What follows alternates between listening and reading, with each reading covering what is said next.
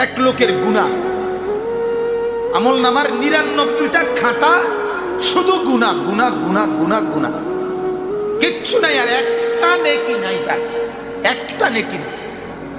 হাসরের ময়দানে আল্লাহ তাআলা এই লোকটাকে ডাক দিবে, ডাক দিয়ে কাছে এনে বলবে, আমার বান্দা দেখো তো এগুলো, আতুনকিরু মিন হাদা শাইআন, এখান থেকে কিছু অস্বীকার করো কিনা দেখো, কোনো বেশতি কিছু লেখছে কিনা ফেরেশতারা দেখো তো।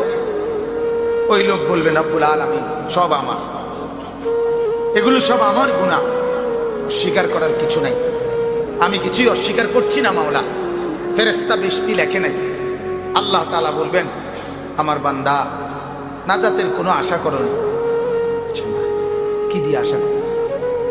আল্লাহ তাআলা কুদরতি ভাবে চিরকুট কাগজের টুকরা, আল্লাহর কুদরতে এরকম একটা ছোট্ট কাগজের টুকরা আল্লাহ তাআলা ওই বান্দার হাতে দিয়া বলবে, আমার কাছে তোমার একটা ছোট্ট নেকি জমা আছে, এটা আমি আলগা রাখছিলাম, ভাবছিলাম আর কি বেশি আটকাইয়া গেলে দিন তোমারে, এখন তো দেখছি তুমি বেশি আটকাইয়া গেছো, ধরো এটা নেও, এটা নিয়া যেই পাল্লির মধ্যে ৯৯টা খাতা রাখছে গুনার, আর একটা পাল্লি তো খালি, এটা কিচ্ছু নাই তোমার, এটা নিয়ে রাখো। ৯৯টা এত বড় খাতা আর এটা কাগজ কুদ্দুর ধরাই দিলা।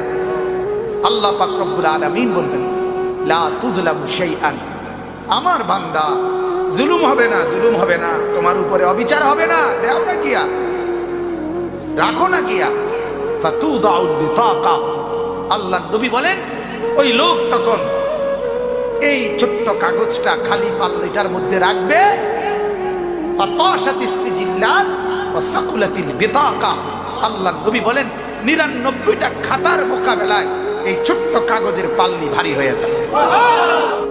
আল্লাহ রাসূল বলে, আমার উম্মত শুনে নাও, সেই কাগজটা হলো লা ইলাহা ইল্লাল্লাহ, ঈমান, তোমার ঈমান,